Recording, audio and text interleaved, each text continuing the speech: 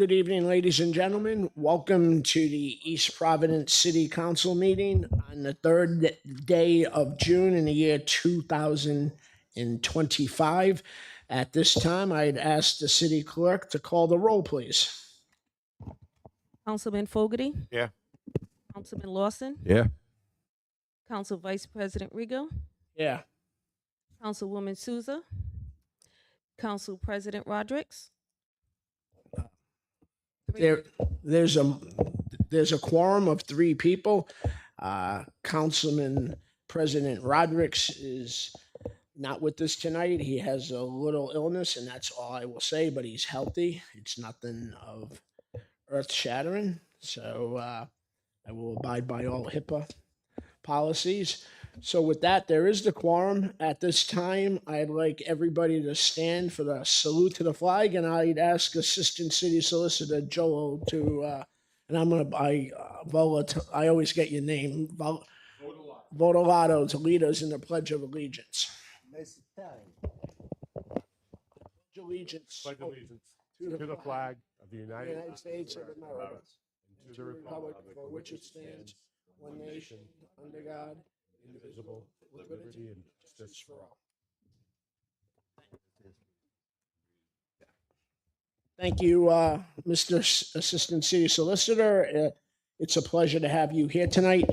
I'm just going to say just one recognition out to our new city solicitor who came in and picked up the ball in a time that we had a lot of things going on, starting a fiscal year and a lot of activities in the city. She has proven herself very well, to the point with her peers. If some people saw our Facebook post last week, even with her peers last week, they honored her by being the flag bearer for the state of Rhode Island at a national conference. So with that, I'd like to say congratulations. Thank you. We thought you was talking about the city solicitor. You did say solicitor. That's why Right, we were city confused. clerk. I'm sorry, city clerk. Right. I was like, he's been here. Well, if Where's you want to Bob? Can carry we get the Bob flag back? the next time, We yeah. got a new person. Okay. Thank Bob never makes those mistakes. Oh, yeah. Okay. Madam Clerk, proceed with the next docketed item. Consent calendar for discussion and possible vote. A, council journals. 1, executive session meetings. Minutes, May 20th, 2025. Regular meeting minutes, May 20th, 2025. And special council meeting, work session, May 28th, 2025. I'll make a motion to accept the calendar. Second. Motion by Councilman Lawson, second by Councilman Fogarty. All those in favor? Aye. Aye. Aye. The ayes have it, 3-0. Next item, Madam Clerk. Read in special one-day entertainment. Applicant Armando Medeiros, Sacred Heart Church. Are these part of the consent? They're part of the licensing. Under They're read in, so you've already approved them, so you just need to just accept them on the record. Right. You have them under the consent calendar. Is that what we just approved, or we gotta go through each one? You well, can just continue to approve that if that's what you prefer to do. Whatever we gotta legally do. I didn't Well- create a docket, so it's different than the regular format. So it's Okay. So I got a question for the Assistant City Solicitor under Robert's rules, because these are licenses. We can bundle one vote. But for the record, do we need just for the clerk to read each item so that it goes into the record as that they were part of the process for license, either liquor or whatever, special events from a standpoint? You can certainly bundle them, but I think what the clerk just mentioned is that these were licenses that have already been approved. This particular one. these three. There's these three three. here. So I think you can bundle these Bundle three. those three, but other That they ones, weren't approved, the event already happened. the event already happened. Okay, so yeah, so I would say you could approve 1, 2, and 3 under read-in. And just say the names of the events. Yes. For and even with the other, we can bundle everything, but the item needs to be read for the record real quick, and we can just have one vote on the next items. I would, just as the way the agenda is written, I would keep it as two Well, votes. That's one what for the I'm first saying. Three, Yeah, and then one for and the that's other what I'm saying. Yes. Yeah. Yes. Okay. Thank you. Okay, just read the three items. One-day entertainment, Sacred Heart Church, May 24th. One-day entertainment license for DJ, this one's June 1st, 2025. And also a special event, alcohol, beer and wine, May 24th, 2025. Your pleasure. Make a motion to approve. Yeah, again, I thought this was all part of consent. Yes. Second. I'm just following the lawyer's advice. All those in favor? Aye. Okay, next docket item. Licenses for discussion and possible vote. A motion to bundle licenses. So moved. Second.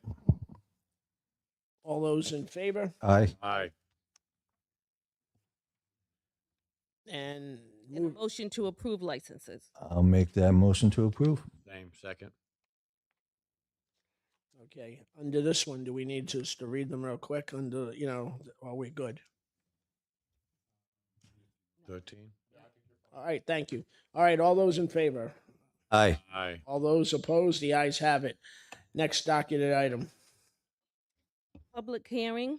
1, consideration of update of City of East Providence Comprehensive Plan 2025 to 2035 pursuant to Rhode Island General Laws 45-22.2-8 as continued from the May 7, 2025 City Council meeting. Is the planning director in the audience? Council Vice President, our planning director just stepped out of the meeting momentarily just to confirm location. We believe that the consultant may be stuck in traffic. So if the council would like to move on at this moment, if not, we should have an update shortly. Okay, we will, instead of keeping everybody here, we will skip, which I don't like to do, but we will come back. Just momentarily. Yeah, Thank we will go on to the next docketed item, Madam Clerk. Council members, traffic problems, Century Street South from Pawtucket Avenue. Council Vice President Rigo. Thank you, Madam Clerk. You skipped over public comments. Oh, yeah. The public hearing was for the comprehensive plan. Yeah, but That's what the chief of staff just talked about. yeah, We're but waiting on the consultant. Then we have okay, public hearing, public comments. Okay, I just want to make sure we're good there. So, okay, in regards to the Second Avenue issue, it's really getting to be a major issue with the people living on Center Street.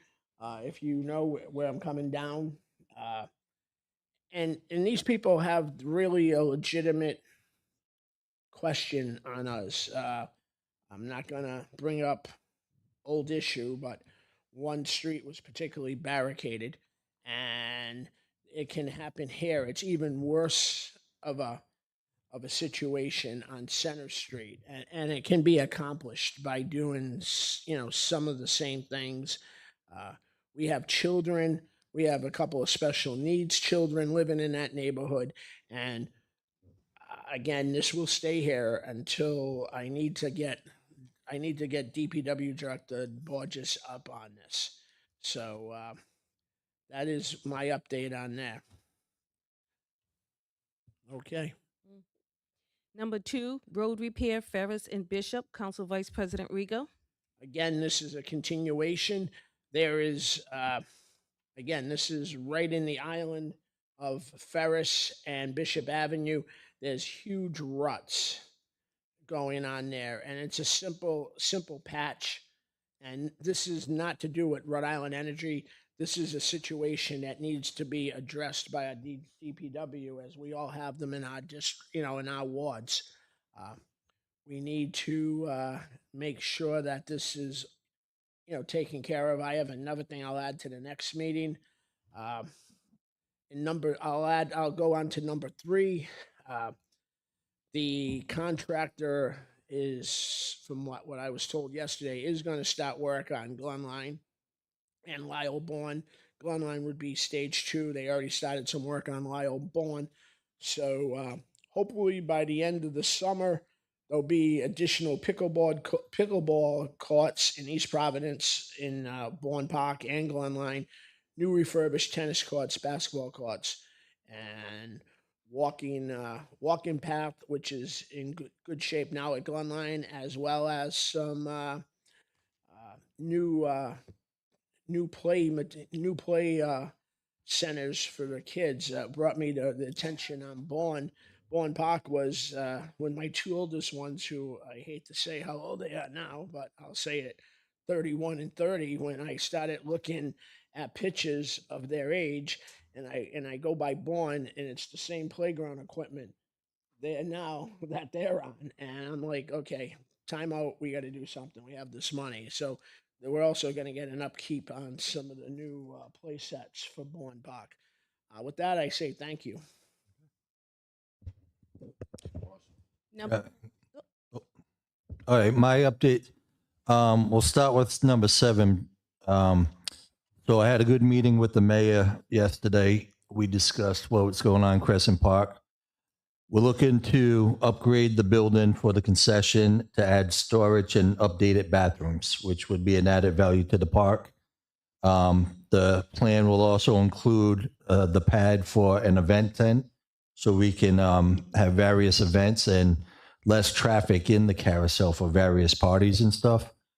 So the mayor is getting the final number from the contractor. The bid came in a little bit higher than what we had, but he did say that there is some capital that we may be able to move around to cover.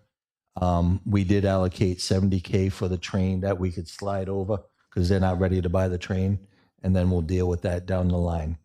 So that was a good, positive meeting with the mayor and me last night. So that project is moving forward, and hopefully next meeting we have, some numbers that we could either move around the capital and stuff. My other things, they're just outstanding issues in Ward 4. If we can get an update from the administration on, appreciate that. And if you could follow up on my items as well. I know you've had a busy 12 hours, so I'm going to be nice. I'm going to be light. So if you just take notes and follow up. So our next meeting on the 17th, I guess, of June, you can give an update, or if Dan needs to be here on those items for me, and whatever we need for Councilman Lawson. Thank you. There's no updates tonight for these? Do you have any? Oh, I'm sorry, Frank. I don't. I was The way you were, and I was like, huh? Councilman, sorry. just giving her a break. It's okay. I had just recently, we received the docket information to my desk anyway, not saying anything about the Madam Clerk. But I was out today. I just happened to come in to cover the council meeting. So no, I don't have any updates other than from last night's evening, yesterday evening's conversation on some of these topics. Nothing since then, but I did forward you a few answers to your questions that you had earlier. On these items? Not all in these. Oh, the other, some of- yeah, some the of other these- stuff, yeah. And Okay. some of these items we had discussed in the meeting, so I didn't think to add anything more to it. But I can go through your list and see if there's any additional stuff. But Yeah, because some of these, like the Volkswagen, that we're going on 7 years now, and we got a sign up saying the playground's going to be done in spring of 2025. right. So from last night's meeting when it ended at 6 p.m. until me being off all day today, I've not been able to get any of the additional stuff based on last night's conversation. After Okay. last night's conversation. Thank you. Okay, with that, do we have an update from the director of planning in regards to this consultant? Excuse me, was there anybody signed up for public comment? yes. Yeah. But you're also speaking on the comp plan, so I just. Okay, Yeah, that's what Okay. I'm going. That's what I'm Perfect. going back. Yeah. I didn't know if anybody was. So we can start the public hearing? Oh, yeah. We'll see where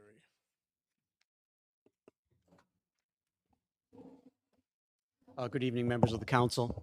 Just identify yourself for the record. Keith Brines, Director of Planning and Economic Development for the city. Unfortunately, the planning consultant is not able to make it tonight, but we're prepared to go ahead. There's some members of the public here who are looking to speak on this issue. Yeah, Yeah, the way I don't thought. wanna- I'm sorry. I don't want, I mean, I'm really I'm disappointed about the consultant being here, but I'm really disappointed. I mean, it's, I know things happen, so I'm just gonna leave it that. I'm not gonna go on, but I will give the residents of the city an opportunity to talk because they took their time to come here. I mean, and then take notes, and if they want to come back, and when this gentleman ever, woman decides to come, we will have it. But I will obviously table number D for public hearing, and we'll move to communications. I think Well, that's the- we could have the public hearing well, without, but not, well, and hear from, the folks that showed well, up that's what I'm tonight. saying, the people who showed up, but we won't have the, The vote, we won't vote tonight. the vote, and we won't have the consultant, answers and anything here. So, I mean, that's Right. But we could do the public hearing tonight, That's right. and then they can There present. wasn't going to be a vote tonight. That Oh. wasn't on the agenda. It was Yeah. strictly to start the yeah. public hearing. I We're required by That's state right. law to at least have one public hearing. Right, but there was a vote block on there's a this vote- item on the there's a vote agenda. block on there. We Oh, there is. yeah. So that's what I'm saying. So we just want to be clear, we're not voting tonight, but we can still do a We're public going to hearing. open the public Sure, hearing. voting, absolutely. I'm going to allow, as I said before, I'm going to allow the public to speak. They took the time out of their schedule. Absolutely. So with that said, Madam Clerk, can you call up the first person under communication? Keith, did you have anything to add before? Yeah, I mean, we did have a brief presentation on this. Yeah, available for answer any questions too. So as you know, tonight's hearing is to request the city council adopt the comprehensive plan that we'll submit to the state for approval. Two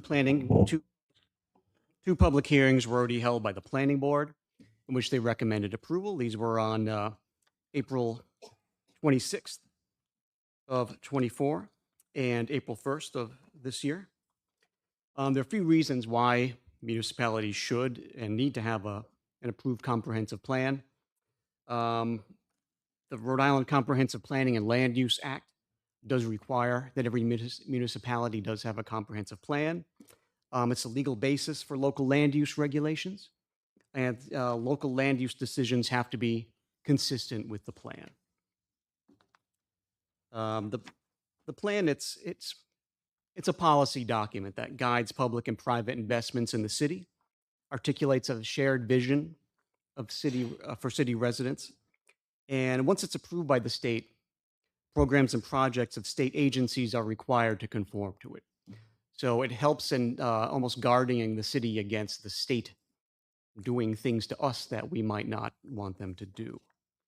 And as the basis of our land use regulations, it also helps sort of fortify and adds justifications for our land use regulations when requests come before you, when people ask you for zone changes or ask the planning board for different land use approvals. So as far as what's in the comprehensive plan, it's a big 300-page document here. It's a discussion about where we've been, where we are now, with data and trends, existing plans, studies, and projects, and current needs. Looks at where we want to go with our future needs, vision, and goals, and how do we get there with the implementation schedule that spells out who should do what and what the priorities are over the next 10, 20 years. There's different elements or chapters on different topics like traffic, parks and recreation, neighborhoods and housing, economic development, natural hazards, climate change, and more. As you know, it's been a long time coming. The bulk of the public engagement was held in 2021 with 4 ward meetings that discuss what needs to be protected, what should be transformed in the city, various community surveys, and 4 topic meetings in the fall of 2021. The planning board recently, like I mentioned, held 2 public hearings in which they received some comments from the public on the plan. Other input was received from interviews with city staff, meetings with city commissions and different committees, and the review of drafts of the plan by city departments, city commissions, and also the Division of Statewide Planning. Because the Division of Statewide Planning, after the city council approves it, does need to approve of the comprehensive plan. They've been reviewing drafts all along, and they've provided some feedback which has been added to the draft of the plan. As I mentioned, the implementation schedule spells out who the action leads are for all these recommendations. And when you add them all up, there's about 300 individual action items in the plan. And, you know, I won't go through every chapter here, but one of the main things to pay attention to is the future land use map and the land use element of the plan. The future land use map, you can almost look at it as like a generalized zoning map, and the zoning map is supposed to conform with the future land use map. Land use decisions are supposed to be oriented around that. There's different categories of uses that are recommended for properties like mixed use, residential, low, medium, or high density, commercial, some special study areas in which the plan recommends additional study in certain areas, and calling out different neighborhood centers where, you know, different investment is needed. And yeah, the plan spells those out here. Now, at the last meeting, we talked about some of the information in the plan that was not up to date. You know, I think my response to that is that the plan's recommendations are the main thing. There's about 50 tables, charts, graphs in the plan that are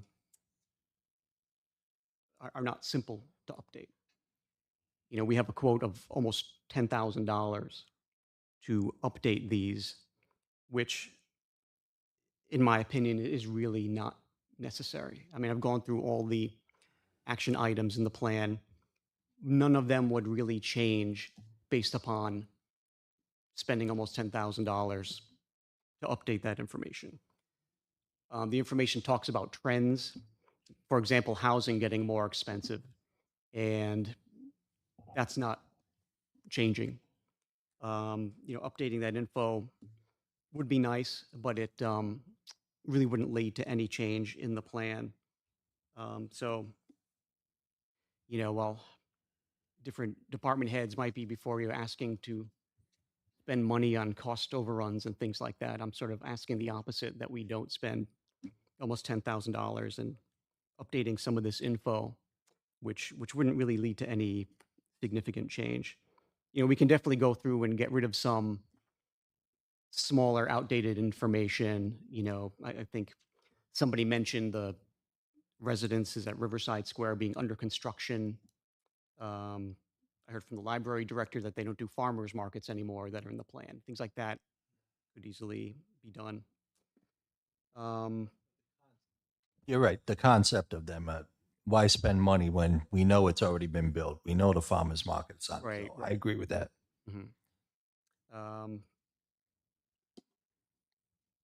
Yeah, and it would take many months. You know, the council shouldn't rush through this process, but I think it would be. I think the concern was more of the data you use to make informed decisions, because this thing's been out of date since 2015.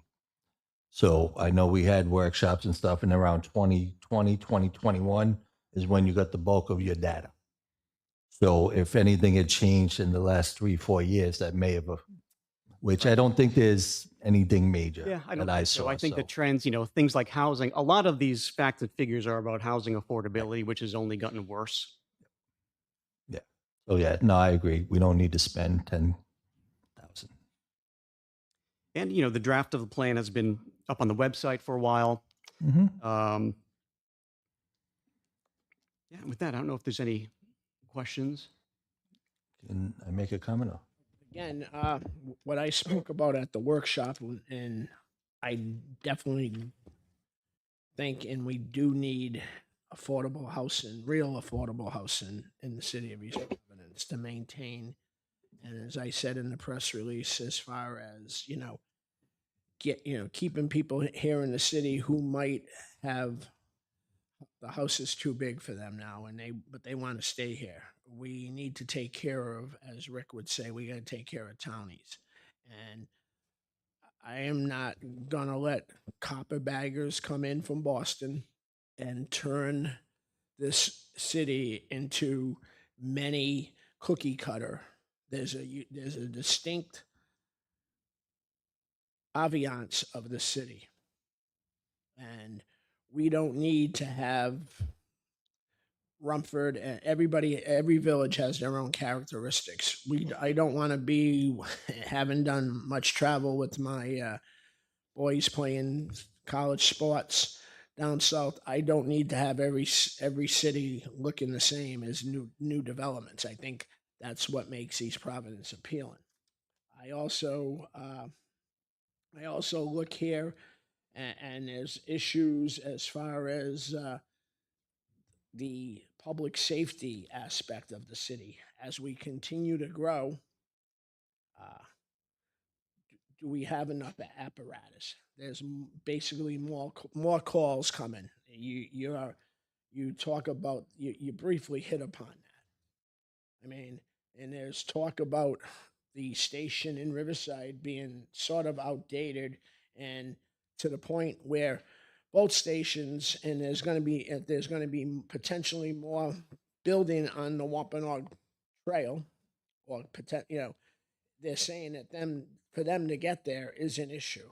So we can't put the people who are going to move in there at a disadvantage, and again, the rest of the city at a disadvantage because the apparatus is coming from a farther location, and that just strains the rest of the problem. I mean, our neighboring city in Pawtucket, I mean, they're taxed out where a lot of times they can't.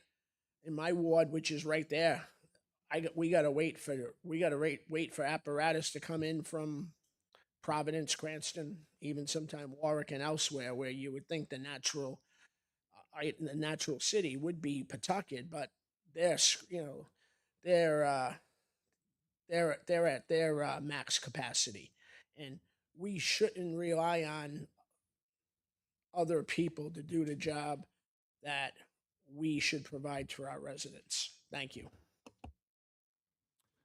So overall, the document I thought was very good. There was so much good stuff that, some of it has to be refined. We got to hear the public, get their thoughts, and some stuff may be refined. The stuff on the arts and stuff like that, I was the guy who founded the Arts Council, so reading that stuff was very cool. The land use protected wooded areas, it just reinforced that I've been saying Saccone Woods should not be developed, and the comprehensive plan now backs that up. So I was very good with that.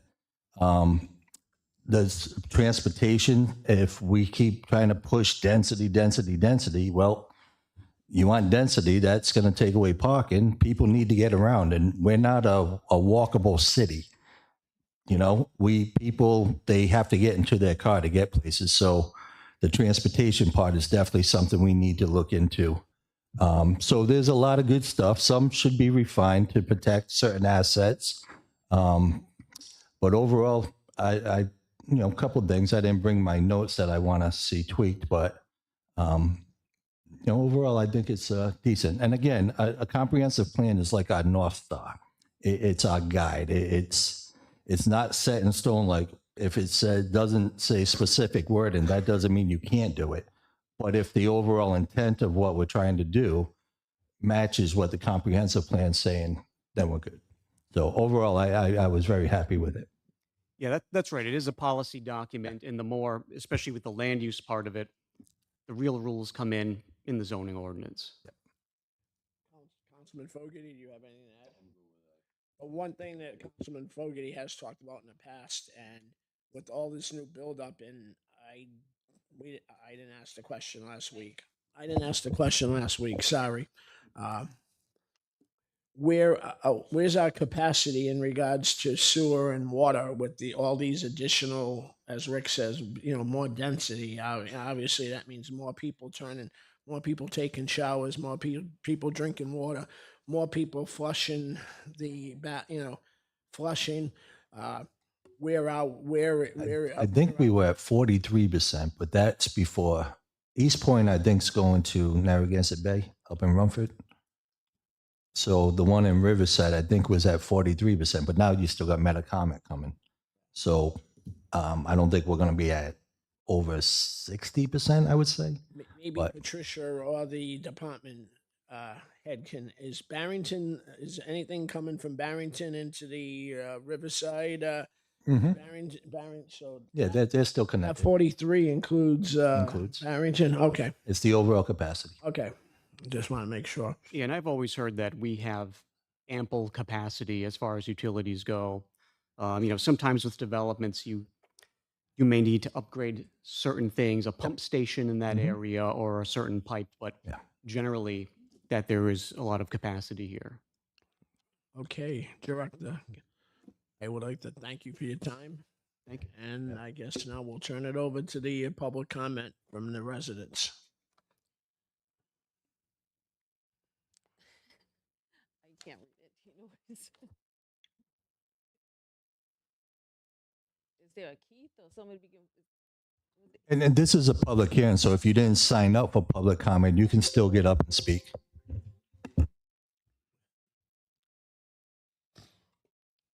That was illegible on your sign-in sheet. No, I actually walked in after you guys started, so that's not my name. Oh, right. Well, Nancy, please.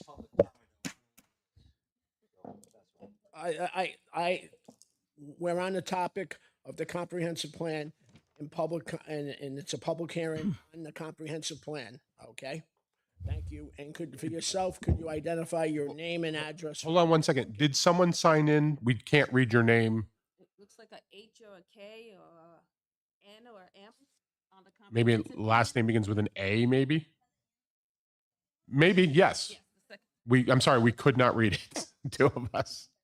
All right. Sir, So why don't you let, if you will, Go first? yeah, because she did sign in for the public hearing. Sorry about that. I'll just let yeah.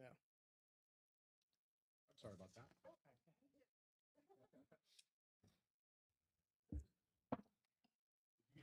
Oh, Heather Andrade, Wampanoag Trail. Thank you. Good evening.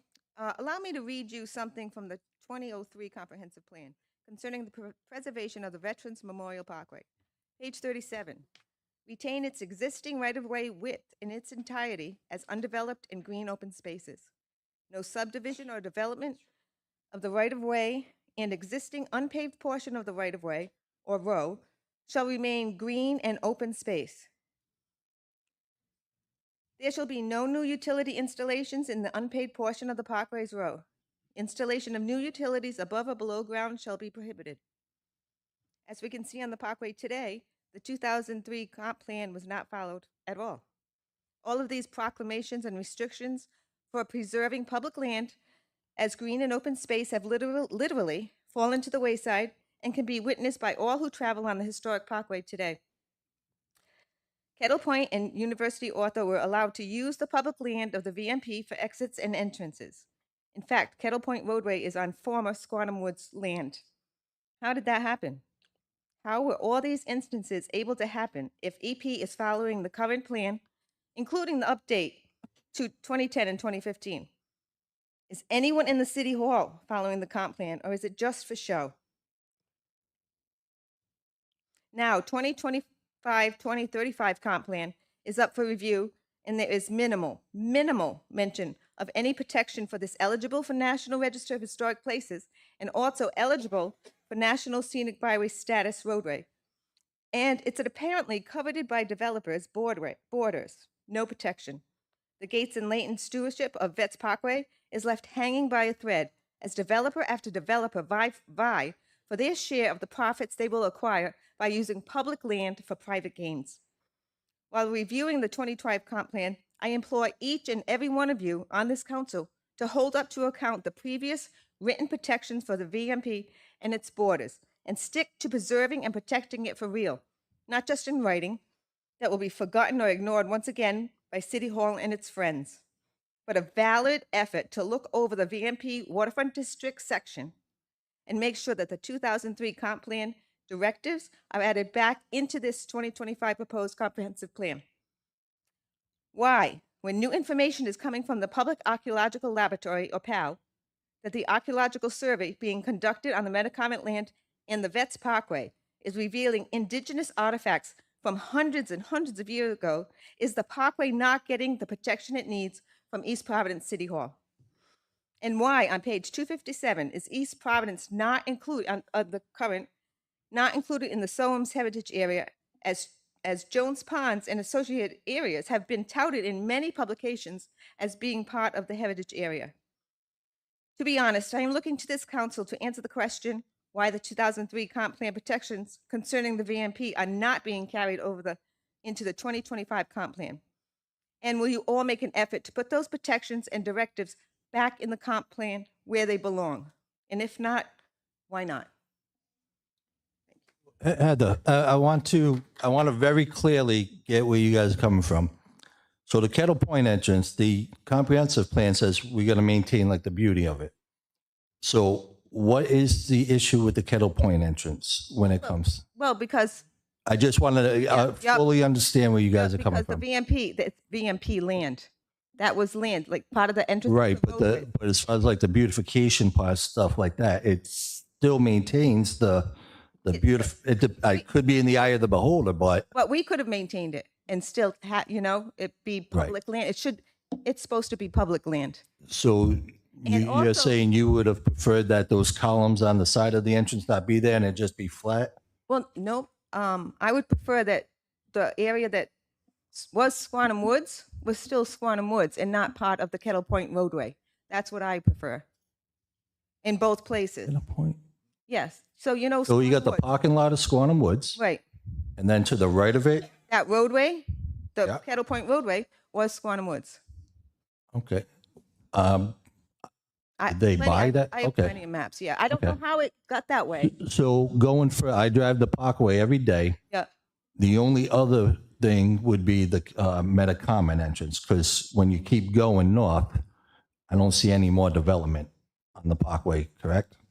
Because on the left-hand side, facing the water, we're not developing anything there. But on the, That's not true. across from Metacomet, but if you keep going straight, you got the bike path. Yeah. What about the solar? You mean where the wind farm is going to be, or where the Live Nation wind farm, and then there's the Live Nation? You mean the marine terminal? No, the It's not a wind farm with terminal. it's an assembly plant. What is it? That's it. Yeah, it's going to be a marine terminal.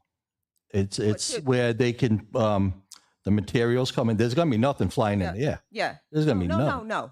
But again, we got a change in the federal government, so Yeah. Well, wind energy may not happen. But that's just going to be a laydown area where they just put them together, put them on a ship, bring them right out to sea. okay. Oh, well, The Live Nation that will go there. yeah. Um, And then Live Nation's other area across from Metacomet will be developed. It used to Yep. be village on the waterfront. So Yep. yeah, so every single one of those other developments on the other side is going to add more traffic, more intersection with the Veterans Memorial Parkway. Never mind. Well, I think the Rotary is going to be the only thing because you'll be able to enter Metacomet and the waterfront side. Yeah. Well, here's the thing. You know we're against the Rotary. I am too. Right? Yeah. So yeah. So I mean, I believe that it's public land. It should not be used for private gains. It's public land. Right, but it's a road. So Land. it's It's land. yeah, but it benefits the community because that road leads access to the waterfront, which is the whole intent of why we want to have some development so townies can finally enjoy the 14 miles of coastline that we have. Well, we should have been smart enough to buy some of that land instead of giving it. You're preaching to the choir. But afterwards, And The borders are talk also, about 2003, I'm sorry? and you bring up about 2003, Mhm. and I've been hesitant to say it. At one time, I was on the tax board of review here, and that's the time that your main item could have been bought by the city. But there's people who want alive today, and there's people who are alive today that now say keep Metacomet Green, that they stopped us from buying. We could have had that on a tax sale. They were in so much arrear with this city, but so You're preaching to the choir. no, but they could have. It could have been done, and that's what led to why we have to change the form of government now. And we're doing our best. The horse per se is out of the barn on some of these things, but you go back to 2000. That's why we were having musical chairs with city managers. We were having state police investigations on all sorts of things. Council people getting investigated. City managers getting investigated. We had to pay out an absorbent amount of money because council people were stupid with a city manager. So I support you. The time was then, and I got off the tax board because when I got on the board of elections in 2003, the time was there. The former assessor wanted it, but people in politics, and some of them now say keep Metacomet Green, they were the problem. Not Bob DeSilva, not this council, not the last council. They started this ball rolling, and unfortunately, it was a bad ball rolling. And so now I want to stop that ball and put those protections and directives that were in that 2003 back into the 2025. So we can put that language in, but again, this is a policy. This is not you can or can't. So we could put in language that says we want to maintain the beautiful. I'm all about aesthetics. Maintain the beautiful parkway that we have, but we can't say, oh, you're 2 feet over. You can't. Am I being clear? You are So the intent, absolutely, we support, but this is just a policy document. way more than 12 feet. It's way more than 12 feet that is public land. Right, but the comp plan will just say every effort has to be made to maintain the beauty of the parkway. Well, I can help you write that too. Right, but it's not going to stop Well, because if they say we need a road going into this area, we need a road, you know? totally get it. Yeah. Totally get it. But we want that protection for that VMP because it is full of history, And as PAL is seeing, because they're doing the boundaries of the Public Archaeological Survey, they're doing the boundaries of the Metacomet too, and they have found stuff on the vets. Well, So- to be fair, all of East Providence, all of know America it. was indigenous Totally know it, land. but just let me remind you that this is suspected that Metacomet is suspected of having a city, a native. And again, all of But- East Providence. I'm just saying, but anyways, But yeah, no, we get it. Yep, We okay. can look into that right, language. thank you so much. But I Absolutely. just wanted, for almost 3 years, I've held that in, and shame on those people because you shouldn't be here today. Mm.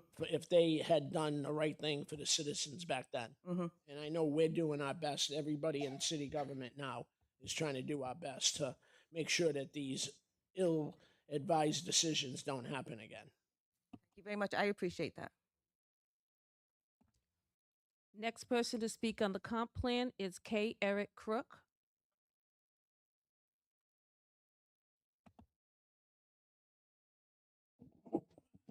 All right, I guess we'll try it again. Yeah, thank you all. My name is Eric Crook. I am a member of the planning board. I also would suggest that you accept me as an expert in the field. I have a master's degree in city and regional planning from Rutgers University. I have a bachelor's. Hold you against the Big Ten school, so I won't hold you against that. I almost got a football scholarship there when I was a kid. I don't know why, but Thank you. my bachelor's degree is in forest management from the University of Washington. I worked in municipal planning in the state of New Jersey. I worked on 3 separate master plans. A comp plan in New Jersey is obviously a master plan to them. Sayreville. What was the other big one? Oh, Edison, which is where all the the chemical plants are. The environmental section was very short. And I also worked on Patterson, which was actually city comparable to this. Following that, I worked for the MTA in New York. I worked on the strategic business plan. I was also the transportation coordinator for the Bronx. And it's with regards to the strategic business plan, which was 3 volumes, and it took about 4 years to write, that I wanted to apprise you to give you a better sense of, as Rick commented, and Rick and I, by the way, don't agree very often, but it's true. Neither do any of us with him. Yeah, I get it, right. But it's quite true, right, that the comprehensive plan is the North Star, right? And one of the reasons why I'm here speaking now is because this plan does need to be passed now, right away, because it makes things difficult for us on the planning board to make decisions about new development when we know we are still living with an old set of rules, right? And there is a new set of rules that's right around the corner that in some respects might be more liberal, in some respects might be more conservative, right? And it's come up on a number of occasions in the last 2 years. I will also confess that in helping the planning department, I was the last one to get to edit the plan. And I threw in about 35 changes, or 35 pages, I think it was. It was a lot. There were a lot of changes that I put in at the end. I read every word of the plan. It took me over 20 hours. I took Amtrak down to Maryland for an event. And so I read it on the train down, and I read it on the train back, and I read it in between in the hotel room and whenever. But I reviewed every bit of it. Now, let me say this about the data, right? And I have a suggestion for the council in this regard. It's been said again and again and again that a planning document is a snapshot, right? One of the things that we frequently did at the MTA is we provided quarterly statistical updates of the information that you're interested and the planning department is interested and the mayor is interested in knowing about, and the citizens of the city are interested in knowing about. We want to know what's happening with housing starts, right? We have a sense that they're increasing. But what are the numbers? There are probably about 4 or 5 key indicators that are fairly easy to collect, right? Like certificates of occupancy, defaults, right? Things from the education department, right? New students arriving, right? These are the kind of thing that very, very simply, Keith can have his people, right, make a couple phone calls, and at the end of each quarter, you get a 2-page update. And everybody sees, right, where the trend lines are going. One of the things that was important between the initial stages of this comprehensive plan and what it finally became was that we added more data points. Right? If you take 2 points in space and draw a line between them, you don't know where the curve is. That's just a straight line. You don't know if there's an inflection and it's going up, or for that matter, that the inflection is curving down. And in a master plan, you can only see the big picture. You can see where the North Star is. Right? And if you take a picture of it, you're not going to realize that it moved 3 light years to the left or the right, right? Because it's just too far distant. Well, that's what you're dealing with here, right? And so in order to give everybody what they need to do their job, it's time to pass this master plan or comprehensive plan. Right? It's time to do that and move on. And I would suggest you folks get together, send a request to the mayor that the planning department simply provide quarterly updates of key city statistics. Right? I have to say, not too many, in fact, I don't even know of any cities in Rhode Island that even go that far, right? But if you want to have a better understanding of where things are, and by the way, you know who else will look at that report? Local developers, because they want to see if towns are on the decline or they're on the rise. So saying that home sales were up 12% in the first quarter year over year tells you one piece of information, but the price of those sales provides something that's even much more fundamentally important. So what I'm suggesting to you now is it's time to get this thing, on the record and get it passed.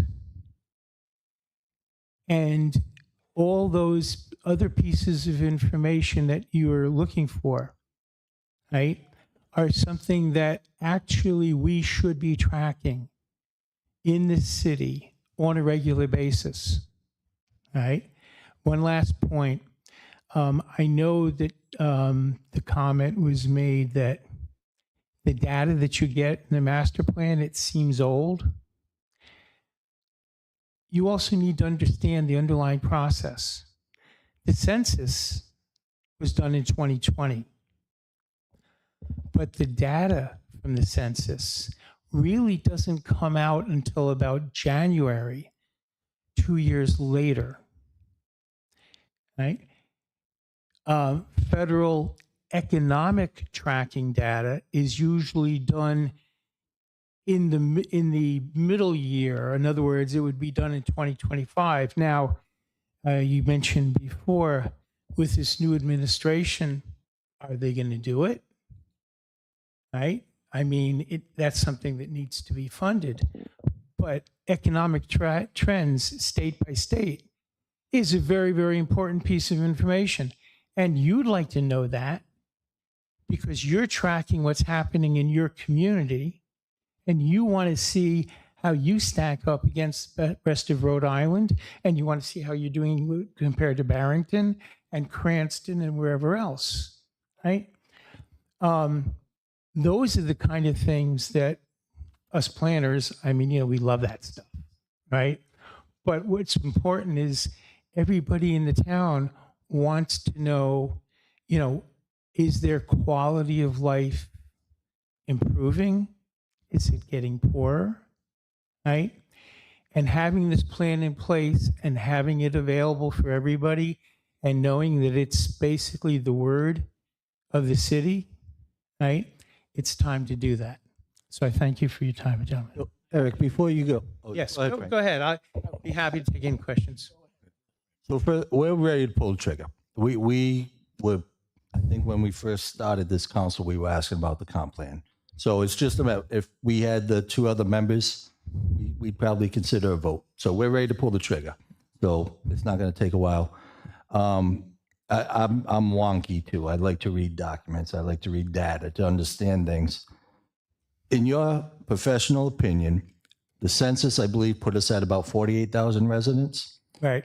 Since then, we've probably added over 1,000 housing units. Christine Apartments, Burnside Hopkins, Vanco, Right. all that.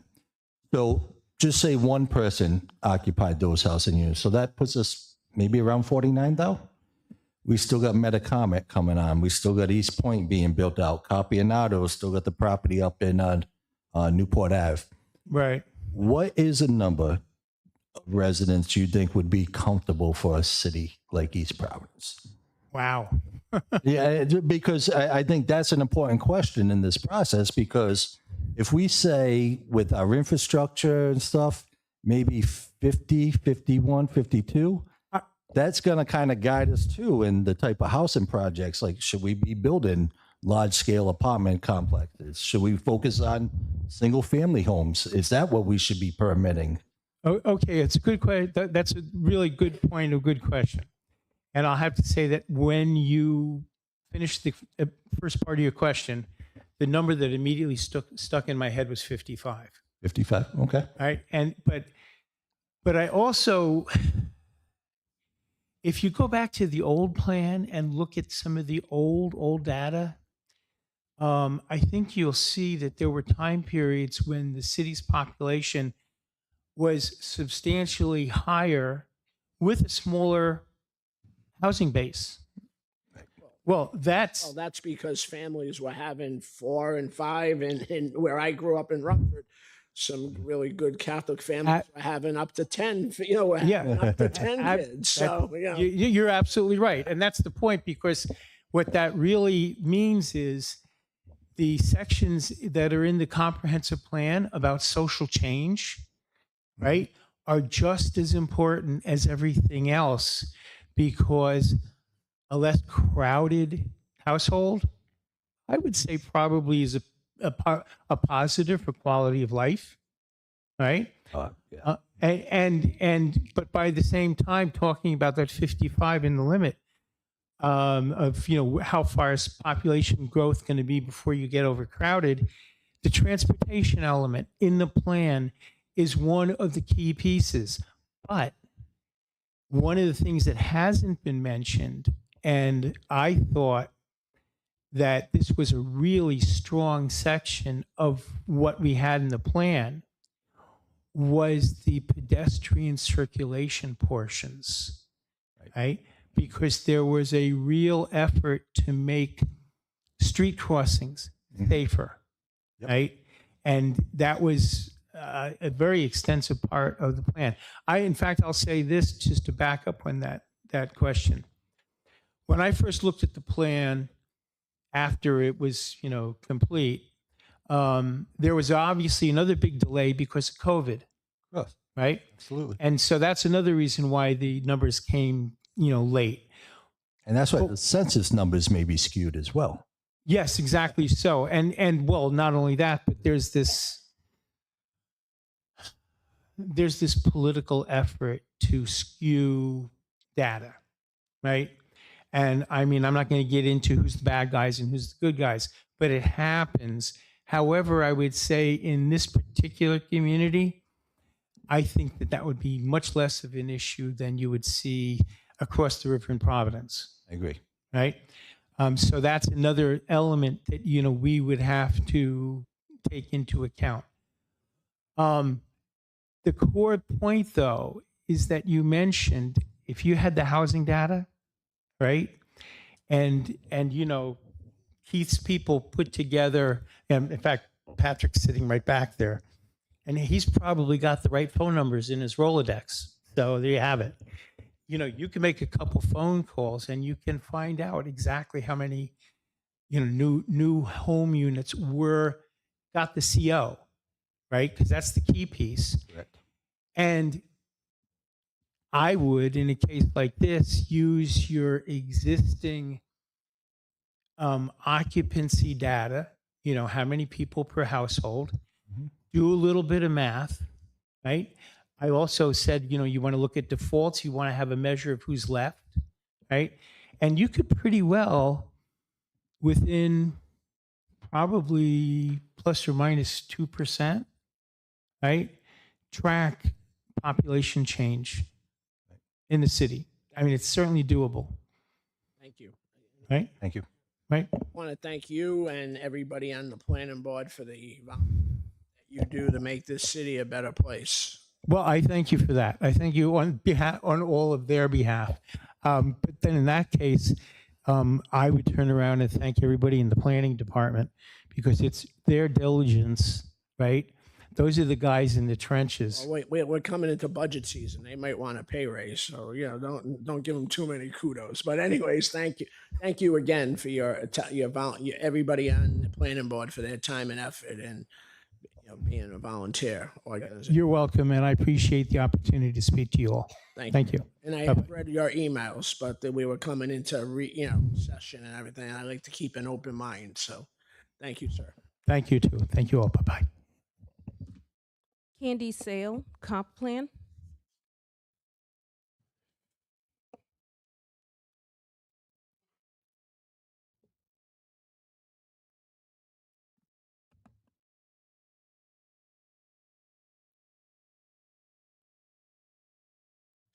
State your name for the record, please. Yes, Candy Seal, S-E-E-L, South Rose Street, East Providence, Rhode Island. Thank you. Thank you, Council President. Before I begin my remarks, I wanted to clarify what you were saying about the connection between opposition to a tax lien on Metacomet and keep Metacomet green. You didn't mean to imply that we were against a tax lien, I hope. No, what I said was in 98, 99, when there was an opportunity with tax liens for this city to take, like we do with poor people, when people are behind in their water bills or on that. Right. The time wasn't then Yes. to take control of that country club. Okay. I did not say you were against it. I was saying Okay, all right. that if the people had the intestinal fortitude at that time to do the right thing, because if that was your property, my property, and everybody else out here, we would be in a tax sale. Of course. But people who you know very well that might have even been a neighbor of yours at one time, and I'll leave it at that, and a lot of people kiboshed it. Mhm. And that's the reason why you are up here all the time. And, that's the reason why the city's was in the mess. That's why there was the state took over the city. That's why under the last 8 years with the mayor form of government and this council and the past council, we're rectifying all the ills of 3 votes. Let's keep this, let's 3 votes. If we don't like it, we'll get a new city manager to go our way. So you can say what you want about the mayor, this council, the last council, but you know what? I'm not in here. I'm not in here, and people have called a couple of us and they've called the mayor crooks. I'm not here for anything for myself. I have a business, 2 businesses that I'm involved with. One, I'm not here to line my pockets. I'm here to, when I'm done, if it's next time, if people don't want to vote me back in, I know that I tried my best to make the city better. And I applaud you for that. And your efforts you wouldn't be up here right now if back 22 years ago, or even before that, and people did the right thing in the city. But the right thing was not always the right thing. Thank you, Council Vice President. Obviously, we've only been in existence for 4 years and 11 months. We're celebrating our fifth anniversary of existence on July 3rd. But thank you for that clarification. I begin by noting that both Director Brins and Mr. Crook mentioned the importance of the comprehensive plan to the city, the decisions that are made. Mr. Brins said, Director Brins said it was a policy document by which decisions are made. Mr. Crook said it was not a cornerstone, but whatever word you said, it was a policy, a North Star, yes, a North Star to guide decisions in this city. We've been working on this comprehensive plan since 2021. I believe this is the second time that we've heard that it's got to be done, it's got to be rushed, you got to make the decisions. This is 2025. I don't see a need to rush. The current comprehensive plan is the comprehensive plan until a revision is made. And to my remarks, if I may. Thank you again, Council President, Vice President. Good evening. Yeah, don't stop passing that. He'll be thinking I have a coup d'etat over here. Bob would be very upset. I'm here to comment briefly on the 2025-2035 comprehensive plan. A comparison of this draft with the current 2010-2015 plan shows a number of inconsistencies between the two. The current 2010 plan states on page 49, in 1992, the state designated the Veterans Memorial Parkway as a scenic roadway under the state's Scenic Roadway Program. The roadway was designed by Olmsted Brothers in the early 20th century and is eligible for listing on the National Register of Historic Places. The Veterans Memorial Parkway represents a truly unique transportation experience in the urban-suburban core. This roadway, however, serves as a major north-south corridor, delivering thousands of automobiles from Riverside to the I-195 corridor daily. Recent design plans for the city's waterfront properties in the vicinity of the parkway have proposed potential improvements to mitigate expanding traffic numbers, the potential for congestion, delays, and visual impacts to the parkway. Excuse me. The final sentence, the city will continue to emphasize preservation of the parkway's scenic character while recognizing that careful design options must be considered in order to maintain safety and transportation efficiency. The above paragraph on page 92 of the draft plan, which you're considering now, is virtually identical, with one major exception. The final sentence is omitted, namely the language that the city will continue to emphasize preservation of the parkway's scenic character while recognizing that careful design options must be considered in order to maintain safety and transportation efficiency. The commitment of the city to emphasize preservation of the parkway's scenic character has been eliminated. On page 110 of the current plan, a map is featured, map 11, East Providence Historic Resources. This map identifies every historic resource in the city, including Veterans Memorial Parkway. However, on page 203 of the draft plan under consideration, map HCA.1, East Providence Historic Resources, does not include the parkway. Is the parkway no longer an historic resource? Director Brins mentioned that maps and charts and this and that weren't being updated, but obviously this one was. Finally, on page 118 of the 2010 plan, Veterans Memorial Parkway, a state-designated scenic roadway, offers a pleasant scenic drive in the western part of East Providence. As noted in Ocean State Outdoors, State Guide Plan Element 152, green space along our major public roads needs to be recognized for the importance of aesthetic and functional roles. Waterfront development district projects along the parkway will be executed with full regard to preserving this roadway's unique attributes. The draft plan under consideration on page 243 rehashes information from the earlier section on page 96, adding, the parkway forms the eastern boundary of the Bold Point Harbor and Veterans Memorial Parkway subdistricts, both of which emphasize maintaining scenic view corridors and development that is consistent with the area's historic character. This is good. However, there is no mention here of acknowledging the state's guide plan. There's no recognition of the importance of green space along major public roads and its aesthetic and functional roles. Perhaps most importantly, the sentence about waterfront district projects being executed with full regard to preserving the roadway's unique attributes is nowhere to be found. At the Planning Board's public hearing on April 1st, Planning Department Director Brins said that there was no need to include specific action items regarding the parkway in the new plan. He explained that the 2003 Waterfront District Plan, which includes specific parkway protection and preservation language, will be included in the new comprehensive plan as it is currently, and therefore further detail is unnecessary. This is all well and good under the current Waterfront District Plan. However, it is likely that the Waterfront Commission will be revising the Waterfront District Plan soon. It is being talked about now.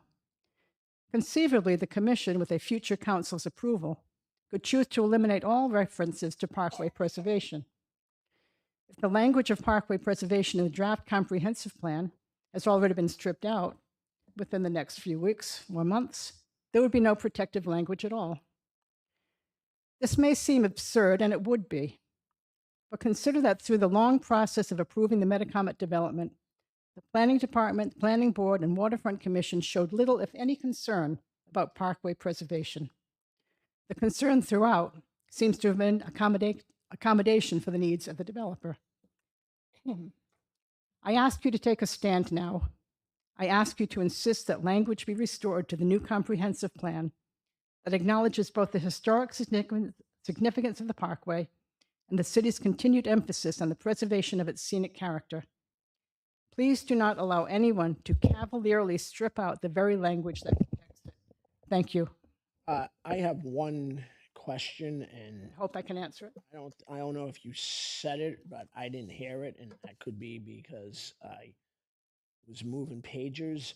But on page 243 of this plan, it says Veterans Memorial Parkway was designed by the premier Olmsted landscape architect firm and is associated with the Great Metropolitan Park Plan for Providence. The parkway is not currently listed on the National Register of Historic Places, but is seen as eligible for recommendations. The parkway forms the eastern boundaries of Bull Point Harbor and Veterans Memorial Parkway subdistricts, both of emphasis, maintaining scenic view, corridors, and developments that is consistent with the area's historic character. And I ask you this question because obviously you've done more due diligence on this than myself and probably anybody up here, other than Rick at one time being on the Waterfront Commission. What paperwork would it take to, be eligible for the national, to be seen as eligible for the National Historical Register? Well, would be delighted to see that happen. Well, I'm not sure exactly what paperwork there is. I think Heather is much more involved with that and might know. We do need encouragement from the city. We at one time asked for if there was a grant eligible, a grant that could have been devoted to doing a survey of the parkway, which would have been crucial to furthering the nomination to the registry, and the administration chose not to do that. I think if we could revive that, if we could get the survey that had this talked about for months now, that would go a long way. The state in 1991, I believe it is, they literally approved, some state agency literally approved it, and then it got lost somewhere along the way. So we'd have to kind of revisit that. But so the planning department and the planning board did do their due diligence and point it out. So, Yes, we yes. have that wasn't, I just wanted that to be read into the record so that there is the way, and if we can do that.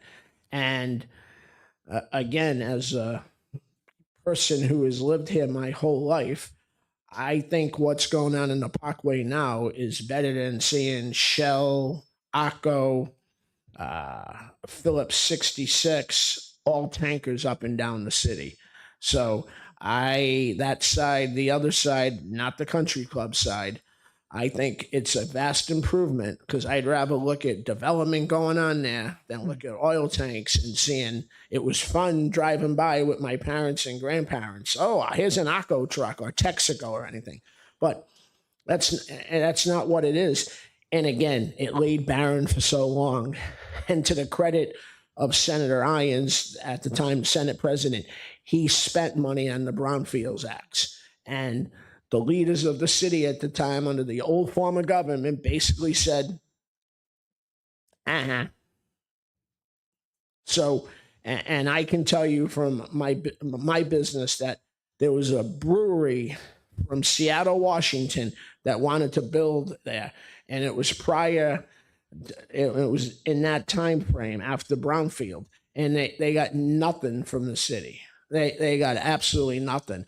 But I applaud you for what you're doing and doing this, but I think what's going on, I'd rather see stuff going on there than to see oil tankers and see Texaco and Arco and Gulf trucks and Shell up and down and smelling that hideous smell all the time. That's not what you lived in the neighborhood, and that's not what the people over near Pierce Stadium deserve. So I thank you. So I think the city is making some, if you people can do, I'm willing to listen to see what has to happen here. I mean, how long the process and everything, I think it's a fair thing, Thank you. You're asking us to put together some sort of a presentation, finding out what it would take, and you will Well, consider yeah, that? and then again, I'm only one vote. I don't know where my council's going to go. I will say the stuff I deal at Crescent Park with the historical folks, I'm not voting for any historical folks to take control Yeah, of no, anything. all right. No, I'm just saying. But again, I'm one of five. That's what I mean. Others may feel I'm different. I'm one of five, and I'm trying. Again, as I said earlier, I'm trying to preserve where we can't go in the DeLorean with Doc Brown to go back to 1984, but we need to preserve the unique beauty of this city. But again, we got to move forward. So the language says we'll make every effort to preserve the scenic. Yeah. Who defines what scenic beauty is when it comes to the Parkway? You don't want See, that's why this is a policy document. It doesn't clearly define. So they could turn around and say, well, this looks good. And technically it fits in what the comprehensive guide played. So, Sure, Heather, come up this. My last word, Council Vice President, is that we can have a debate about what looks good on the side of the Parkway at another point, but if the language that is currently in the current comprehensive plan were put back in, if the Parkway was re-included on the map of historic places, if the language that says how important the Parkway is to the city and its preservation were returned to the comprehensive plan, then that would be a wonderful thing. Thank you for your time. Well, thank you, and again, and I applaud I applaud everybody's efforts in there. Being passionate over an issue is something that I get accused of being passionate over things in Ward 1, and I want to commend all you people for being passionate for what you believe in. Thank you. So, the Parkway is actually designated as a scenic roadway by the state, and it's eligible. It meets all 6 qualifications for a national scenic roadway byway. So that's who officially determines the scenic view. And what you would need, at work, if we want to do something, we got to get their permission. yes. Yeah, see, that's why I'm against that. I Well, want it East doesn't- Providence to control It our doesn't own matter destiny. if you're against it or not, honestly, because it's the law. Yeah, it's a scenic byway commission. And so they when something is being done on the highway, on the Parkway, they are consulted. They are supposed to be consulted about the goings on and stuff like that. As far as getting the, we can definitely, I think we have a presentation for the thing, but as far as we would need a survey of the boundaries of the Parkway, and we actually would be willing to go, we had a fundraiser to generate money for this survey. So we do have some money to put towards this. We need a landscape architect to do the survey. And so if any other group or anything wants to also put together the money for the survey, that's what you need. And then you need to do the nomination form. So that it has to go, the nomination form has to go in with the survey, and then you send it to national parks. But you know, the East Providence Historical Society and the commission will can also be involved. So that's what needs to be done. Thank you. Sure. Thank you. Thank you. Next, next on the list of, Dave Bodin. He's also on the comp plan. okay.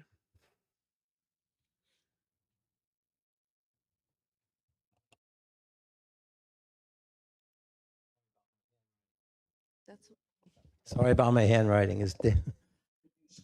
Yes, Dan Bodwin. I live at 48 Kettle Point in East Providence. I also, I'm a retired city planner, so I practiced for about 30 years, and mostly in Providence, a lot of historic preservation going on there. Also have a master's in city planning and a BA in economics. And I just wanted to say, first thing, I think this plan is a very good plan. The entire plan, what is it, 300 pages or 1,600 pages? I mean, it's a lot of work, and I know the planners and the planning board have worked very hard to get it done. It has a lot of great information in there. There's just one area that I think a little more focus is needed, and I'm going to reinforce what Candy said and what Heather said. There is wording in there about the vets, but I think it needs a little more focus. I'm going to suggest two suggested changes that Candy already made, just to reinforce that. Now, it's important to know that the road is owned by DEM. DEM took this property, the predecessor to DEM took the property back in the 1930s. So between DEM and RIDOT manages the traffic, but DEM actually owns it according to the emails that I've seen. And then the State Historic Preservation Commission also has a lot to say about it. So it's a state property. So the state ultimately decides what to do with it. Why is it significant? Why is it nominated? You already mentioned some, Council Vice President, as to why it has been done. But I want to read you from the nomination form. It's significant for its association with the Greater Metropolitan Park Plan for Providence, which was done like in 1910, 1915, part of an overall plan for the metropolitan area that included parks connected by parkways, just like the vets.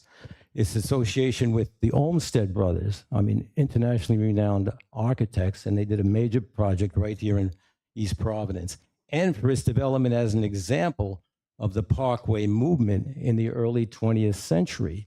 So you may, as you travel around, see other parkways, mostly built around the 1910, 1920s. This was part of that movement. So that was one of the main reasons, but it was also interesting to know that it was developed by the Metropolitan Parks Commission. This was set up in 1903. It had a board consisting of public officials from all the cities and towns in the central part of Providence, not-for-profits, as well as private citizens. They worked from 1903 or 4 up till the mid-1930s, enormous amount of park projects and parkways, and they set the foundation for the state park system today. A lot of what you see as state parks came out of that movement. Now, in trying to not protect, but at least honor their legacy, we should really take a hard look at what happens to that parkway. These gentlemen, these women, they worked countless hours on a volunteer basis and had to struggle through how to get money to build this parkway.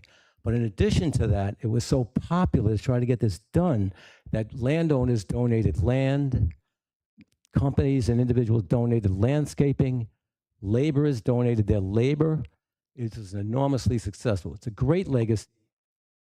All right, it's a great legacy, and I think we should make sure that whatever happens there protects their legacy as well as the scenic values and the historic values. So I'm just going to reinforce two suggested changes. One is that change to page 92, which Candy mentioned, to include, for some reason it was taken out, the city will continue to emphasize preservation of the parkway's scenic character while recognizing that careful design options must be considered in order to maintain safety and transportation efficiency. Who's against that? I don't know. Why that's not there, I don't know. The other change is the map that no longer, the historic resources no longer recognize that the vets exist as a historic resource. Why? I don't know. It's eligible for National Register. It should at the very least be footnoted on there or somehow recognized. So there's someone flipping through this draft and say, what's on the historic resources? They wouldn't even know if they're not from here that the vets is a historic resource. So those are my two suggested changes. Pretty simple, I think. Keith, is there a reason why that language was taken out? Was it even discussed, or was it the specific lines that they're saying that were removed from the old one? Is there a rationale behind why it was removed? Not that I know of. I don't know of any specific reason for that. Would it be onerous to put it back in? No, I don't think so. As well as the map. Yeah, and the map too. I mean, Okay. the map shows actual National Register sites and districts. Okay. The parkway is eligible. It's been deemed eligible by the state. So we can have something on there, you know, showing that the parkway is eligible. Okay. Thank you. Thank you. Take care of that for the next Is meeting. that satisfactory, Candy? That they put that language back in? Okay. Only Yeah, it's a public hearing. Yeah, no, absolutely. Oh, only one. Okay. Thank you, sir, for your, thank you for the great input. I just want to say that the maps didn't say that these historic places were on the National Register. It said that they were historic resources. So the parkway is definitely a historic resource and it should be put back in. Thank you very much. Thank you again. Is there anybody else to speak on this issue of, it's just a public meeting? Is there anybody else on the list? Not for the comp plan, no. Okay. Does anybody else want to speak on the comp plan? Patrick, with all your knowledge, you're good. I just want to recognize you've been a long asset to the city. So Patrick Hanna is in the audience. So I just wanted to recognize you, and you're more than free to come up and add anything because you are an institution in the city now. I mean, I'm not saying you're old, but you've been here the longest. So you have, you know. I appreciate it. Thank you. Okay, going once, twice, as nobody else wants to speak on the comp plan, we will, Joel, I'm sorry. I don't want to speak on the comp plan. Oh. I would just suggest that we, as far as the public hearing on the comp plan, I suggest we continue it. Yeah. Keep it open in case there are people who want to speak at the next meeting when we do vote on it. You need a motion and a vote on You that need a to continue? motion to keep it open? I Okay. make a motion that we keep it open. Do I have a second? Second. All those in favor? Aye. Okay, the opposed? The ayes have it. Thank you for that guidance. Next person to speak on public comment is Nancy Hale.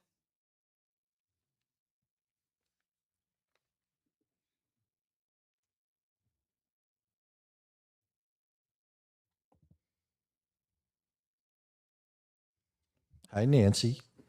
Hi, How are you? my top, State your name and your address. Nancy Hale, 889 Bullocks Point Avenue. And hi, Rick. A lot of what I wrote in the small space there was to sort of catch up. I've got a few miscellaneous things, sort of like a checklist, but you might not have an update on everything, not knowing I was going to follow up. Okay. Following Robert's rules of law and the request and everything, I need you to follow what you requested for the city, which was the safety data from the city of East Providence. Wait a minute, that's communications, and I didn't see that listed. This is public comment. Oh, public, I'm sorry. It is, okay, yes. That I don't know why it didn't get on, but that's okay. Okay, so you can talk on that Oh. too. Okay, but Oh, public, that'll be another time. okay, no Because problem. I don't really know what happened here, Okay, but public comment.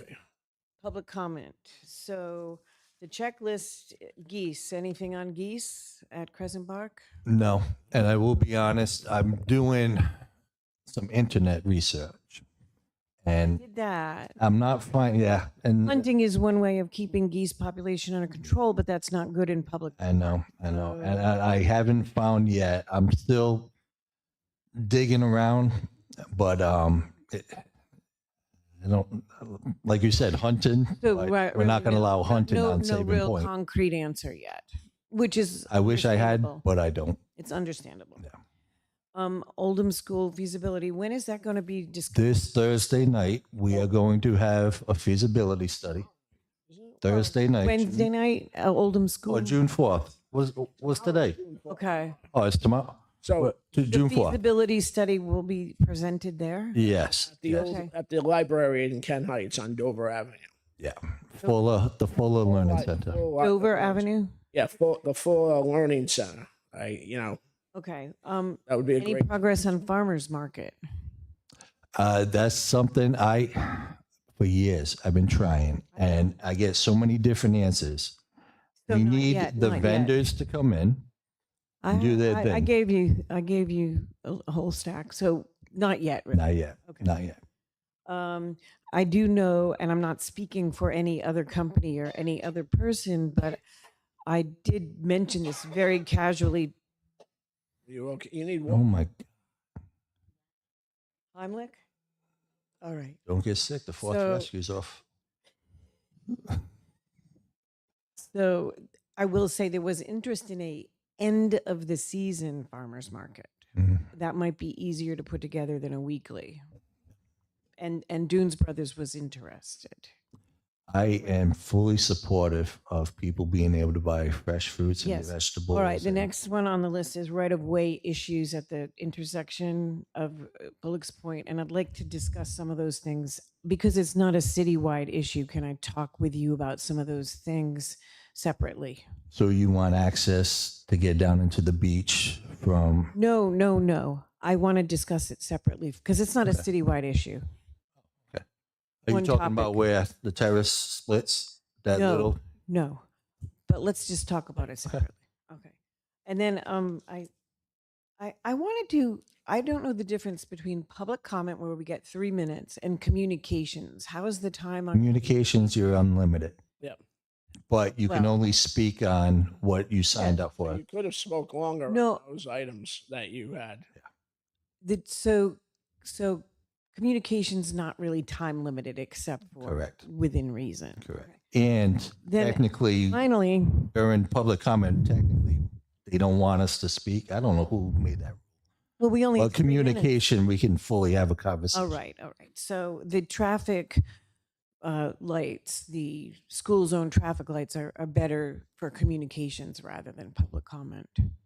That will be at another meeting. Anyway, finally, I do want to support in general Vice President Rigo's opinion about East Providence being one city of unique villages, so to speak, where we have Riverside being Riverside, Rumford being Rumford, Kent Heights being Kent Heights, and other, maybe even smaller areas, maintaining their integrity rather than, becoming cookie cutter corporate businesses monopolizing the city. I think a lot of us feel along those lines. You look at the characteristic. Riverside, we were a summer resort community. So we had a small house. So you move up to Rumford, it's a little bit more spacious, spread out a little bit. Well, they have history too, but Right, but that's the unique character he's speaking of, that you don't Amazing- want that cookie cutter. Right, that amazingly diversity is good. enough, you can go to Newport, over the bridge to Jamestown and get a different kind of community feeling. You can go from Jamestown over one bridge into North Kingstown in South County and have another feeling. Yep. East Providence is a lot like that, and it represents Rhode Island in a small, in a one Absolutely. city we have, I don't know, 5 or more village type areas. And I think that is a benefit for small businesses. I think it's a benefit for the future, and it's also a benefit for maintaining control of our city, because then you don't have big corporations to struggle with or deal with. Agree. All right, thank you very much. Thank you. Nancy, thank you, and thank you for the compliment about my speak. All right. Okay. Question for the solicitor, or Councilman Lawson needs to depart for a moment. Can we still proceed, or with 2 members present, can we proceed on to the next item? All right, I just didn't want to do anything out of line. All right, so Madam Clerk, next item on the docket, please. New business, Mayor Communications, Chief of Staff Patricia Rezendi.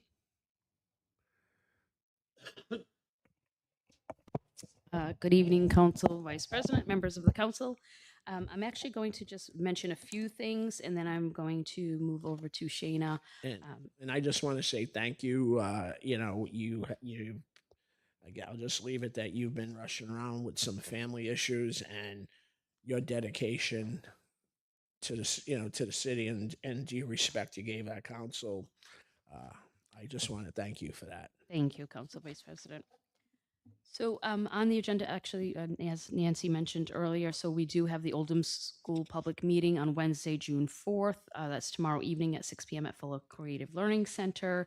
We also have on Saturday, on June 7th at 10 a.m., we have our Pride flag raising celebration and parade, and everything is available on our website in terms of vendors and who will be speaking, and it'll be a great event.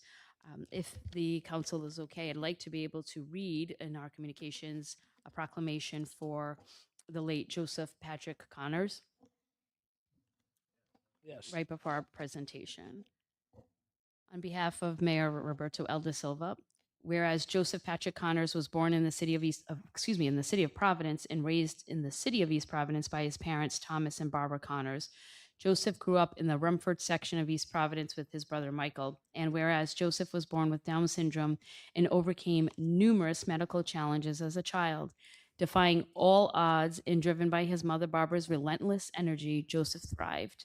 And whereas Joseph attended East Providence High School, becoming the first person with Down syndrome in the United States to serve as a U.S. Senate page after being appointed by then Rhode Island Senator John Chafee. And whereas at the age of 22, after earning 21 merit badges as a member of the Boy Scout Troop in 88 in Rumford, Joseph began a community service project planning and organizing a clothing drive to benefit battered women.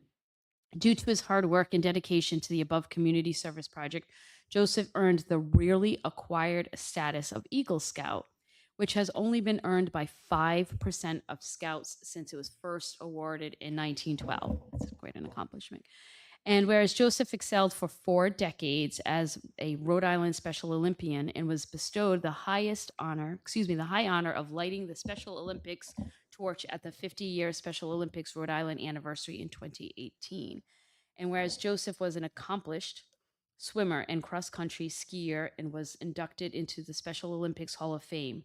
From 1997 to 2007, Joseph would serve on the board of directors of the Special Olympics Rhode Island Committee, traveling across the country to attend the Special Olympic events as a global messenger.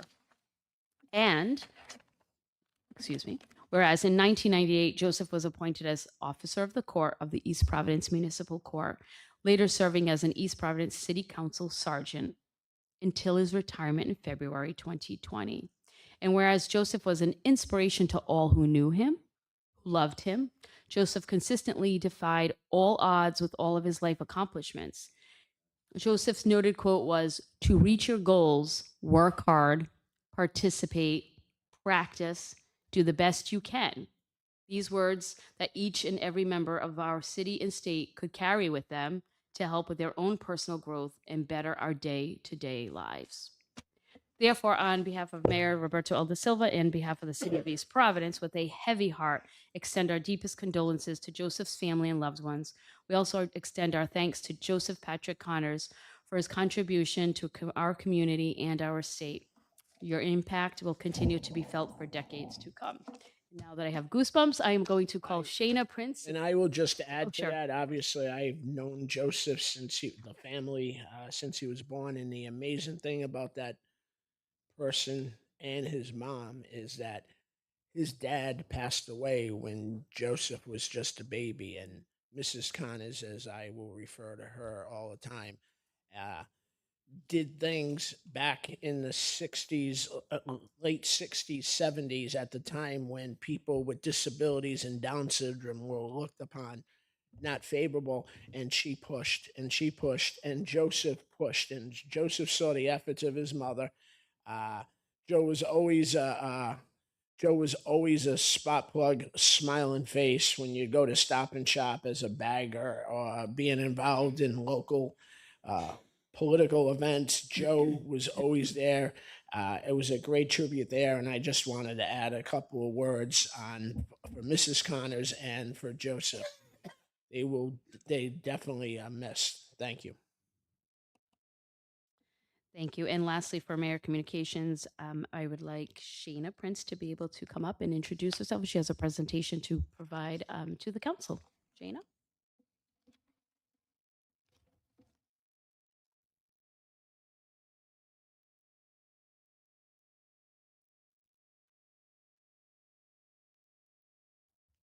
Hello, good evening. Welcome. Prince. Welcome. Good evening. Hi. Good evening. I do not have a slideshow, but I do have some pamphlets if any of you want to put it down. It is for the council. So I did just want to speak to formally introduce myself to the council and to the community, and provide information to the council that could be valuable for them when constituents call requesting help or when confronting dilapidated housing units in your area. And if you have any questions on that. But before I get into that, I just wanted to give a little background about myself. Though I do not currently reside in East Providence, I do have deep roots in the community, having grown up here. I did attend Bayview and graduated from East Providence High School. And I still spend a significant amount of time in East Providence, as most of my friends and family still live here. So I'm glad to be working back here in my hometown where I grew up with the city of East Providence. With my experience, I bring 20 years in the housing field with extensive knowledge in code enforcement, minimum housing, zoning, lead, and community development in the planning department.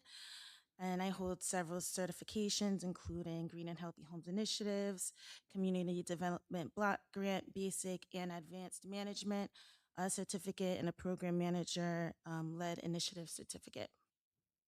So right now I work as the construction rehab specialist for the home improvement program here in East Providence. And I'm eager to contribute to our community and support residents in enhancing their homes. And this is for single family homes and multi-unit homes. So the home improvement program offers no interest deferred payment loans for homeowner occupant residents and a 3% low interest loan for qualifying rental properties in East Providence. And eligibility is based on factors such as income, household size, and other HUD regulations. So in the pamphlet, it lists the person household size and what their maximum income could be. With this program, it assists homeowners in need of emergency repairs, building or health code violation repairs, and other essential repairs to ensure that homes are suitable and sustainable for the occupants. So by investing and utilizing community development block grant funds in our planning department, it helps stabilize neighborhoods, increase property values, and reduce blight in the city's communities. So this creates a more attractive and desirable living environment, which can lead to increased investment and economic opportunities. For homeowners with rental units that apply to the program, the home improvement program can aid in the development and rehabilitation of affordable housing units, ensuring that low to moderate income individuals and families have access to safe and decent housing options. So that gives us a chance to go in and make sure that the rental properties are up to code and the owners that buy the property and then leave out of state, they're maintaining the property. And they must adhere to the fair market rent value, which is also listed. So they can't give an exact excessive amount when they come through the program. So when they get the funds from us, they do have to give decent rental pricing. So I just wanted to make that information available to you, and that way, if any constituents call and you have questions or they have questions on rehabbing their homes, you can reach out to me. I have also partnered with Washington Trust Bank here in the community, East Bay, Community Action, Rhode Island Energy, Habitat for Humanity and the Providence Revolving Fund to further enhance availability to the homeowners in the community. And furthermore, community development block grant funds, as you already know, can also allocate to support local businesses, create job opportunities, and foster economic development within our community. And that's it. So I Yeah. just wanted to introduce myself since I'm new here to the city. Thank you. I thank you for your enthusiasm on the job. Unfortunately, with the economic times we tend to be living with now, I think you're going to become a busy woman. I would like to have some information if you could send me an email. And when you talked about Rhode Island Energy, I think it's a concern that my two brothers on the council have. Are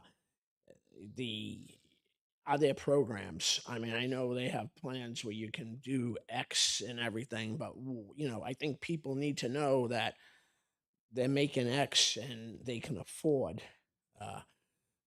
Because the Rhode Island Energy rates, I mean, I read where they said the rates were going to be coming down and everything like that. I hadn't seen it in my bill, and I'm not going to go on. We have roads that are a mess because of Rhode Island Energy, and they need to be, as they quote and say, they need to be a good neighbor, taking their little term that the old company used to say, the good neighbor program. So they got to do that. So if you can get me some information, because I get some of those from time to time, or I have no problem, forward them to you. But I thank you for the enthusiasm. I welcome you back into East Providence, and hopefully you can move here and enjoy the fine restaurants. Sorry, my next home here.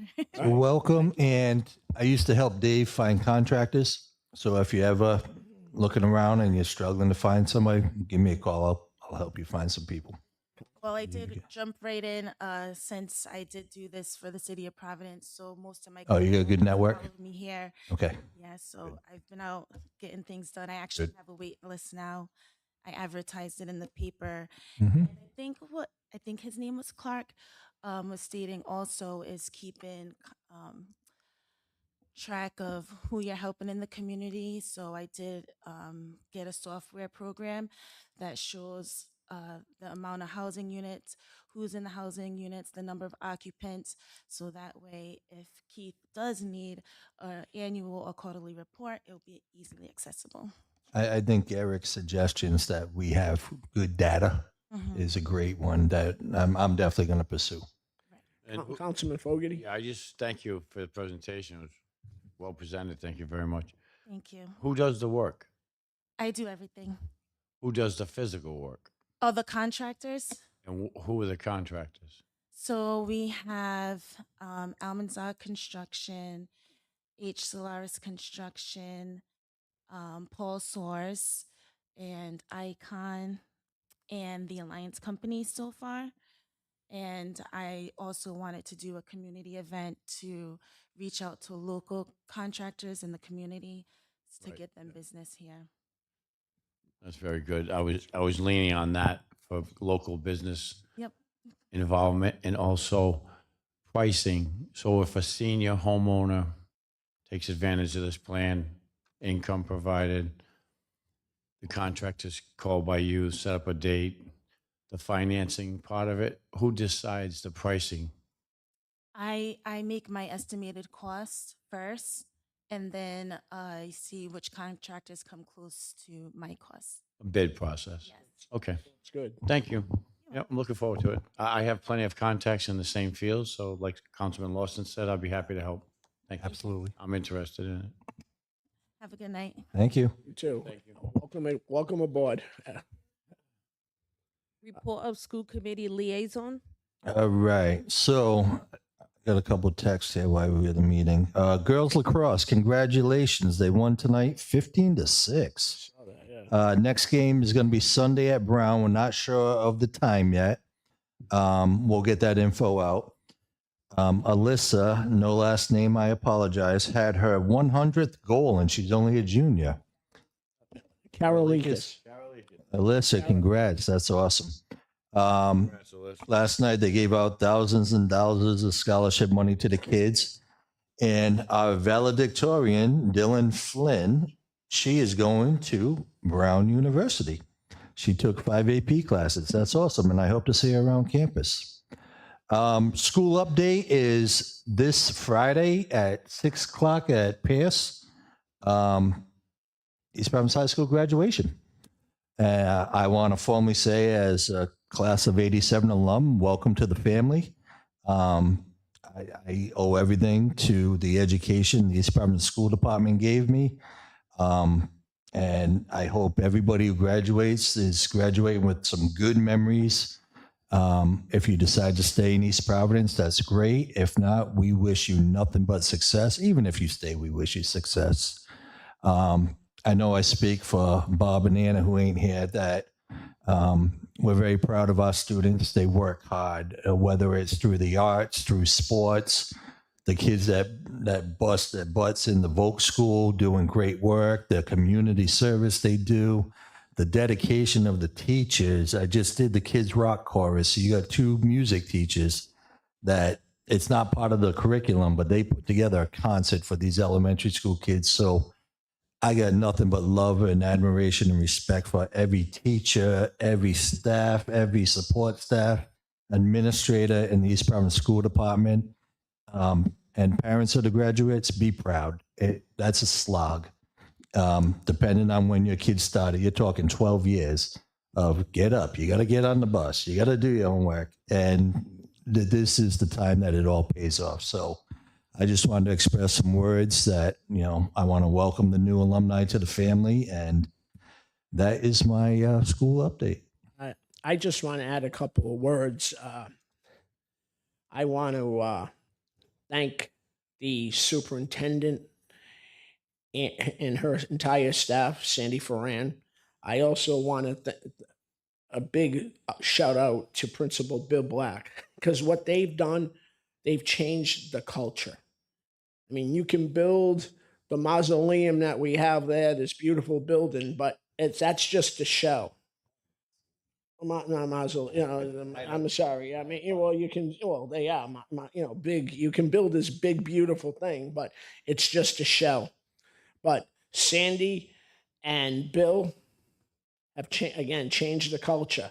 And I read, or my wife sends me stuff, that the negative Nelly stuff about, we got a pothole on, we got a pothole in front of Silver Spring School. The lights are on, the wires are hanging, I grew up with a father in the steel contracting business, and I can remember many nights as the project manager at Pawtucket Memorial at 3 a.m.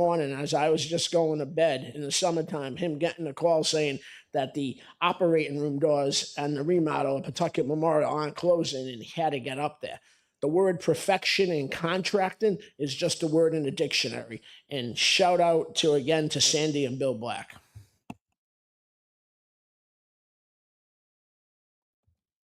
I entertain a motion to adjourn. Okay, well, I just wanted you to read it. I'll make a motion to adjourn. Do I hear a second? Here a second. All those in favor? Aye. All right. The council meeting is concluded. Thank you, everybody. Great job. You want to mention, Trish?